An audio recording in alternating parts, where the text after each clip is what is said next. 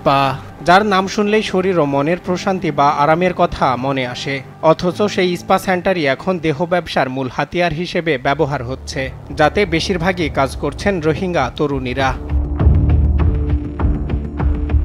প্রতি বছর কক্সবাজারের সমুদ্র সৈকতে সৌন্দর্য উপভোগ করতে ছুটে আসে দেশি বিদেশি পর্যটক, আর এই পর্যটকদের রাত্রি যাপনে রয়েছে ৫ শতাধিক হোটেল মোটেল। কিন্তু কিছু অসাধু ব্যবসায়ী কোনো ধরনের নিয়মনীতি না মেনে আইনকে বৃদ্ধাঙ্গুলি দেখিয়ে হোটেলের কক্ষে সাইনবোর্ড লাগিয়ে ব্যাঙের ছাতার মতো একের পর এক গড়ে তুলেছে অবৈধ স্পা সেন্টার। বেতন না পেয়েও স্পাতে কাজ করেন রোহিঙ্গা তরুণীরা, আর স্পার আড়ালে অনৈতিক কর্মকাণ্ড তাদের বেতনের মূল অংশ। আমাদেরকে দিয়ে তো যত আকাম কুকাম কাজ করাই, কিন্তু আমি ৩ দিন যাবত আমি অনেক অসুস্থ ছিলাম বা অসুস্থ আছি। আজকে ম্যানেজার ক্লায়েন্ট আসার পরে আমাকে কাজে দেওয়ার কথা বলছে, তখন আমি কাজ করতে চাই নাই বিধায়, মানে আমার খারাপ কাজ করাতে চাইছে, আমি কাজ করতে চাই নাই বিধায় আমাকে চড় থাপ্পড় মারছে, অনেক মারপিট করছে আমার সাথে। আমি এটা সুস্থ বিচার চাই।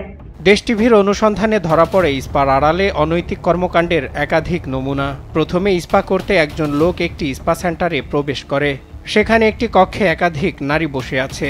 এরপরে দৃশ্য দেখে বোঝার বাকি নেই স্পার আড়ালে কি হয় এখানে।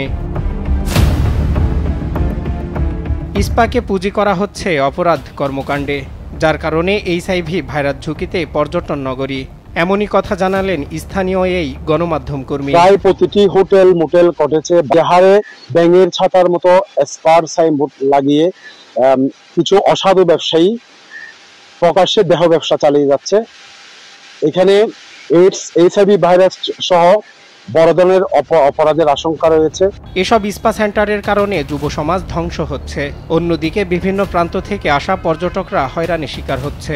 প্রশাসনকে ম্যানেজ করে এসব অবৈধ স্পা সেন্টারগুলো চালানো হচ্ছে বলে অভিযোগ রয়েছে। আমরা স্পা চাই, তবে আন্তর্জাতিক মানের মান রক্ষা করি স্পা হোক, কিন্তু এখন আমরা দেখতে পাচ্ছি স্পাতে চলছে অবৈধ দেহ ব্যবসা, পতিতা ব্যবসা, যার কারণে স্থানীয় যুব সমাজ ধ্বংস হচ্ছে এবং বিভিন্ন প্রান্ত থেকে আসা পর্যটকরাও নানাভাবে হয়রানি হচ্ছে। পর্যটনের মানসম্মত যে স্পা সেন্টার আমরা মনে করি তার একটাও এখানে নাই। যে স্পা সেন্টার গুলো আছে এখানে, সেগুলো প্রশাসনকে ম্যানেজ করে অনৈতিকভাবে চালানো হচ্ছে।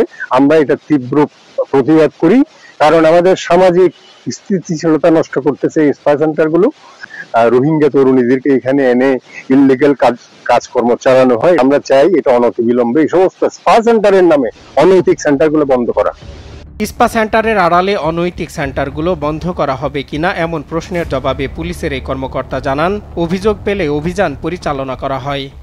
স্পার আড়ালে যে অনৈতিক কর্মকাণ্ড, যখনই আমাদের কাছে কোনো অভিযোগ আসে আমরা অভিযান পরিচালনা করি এবং তাদেরকে আইনের আওতায় আনি।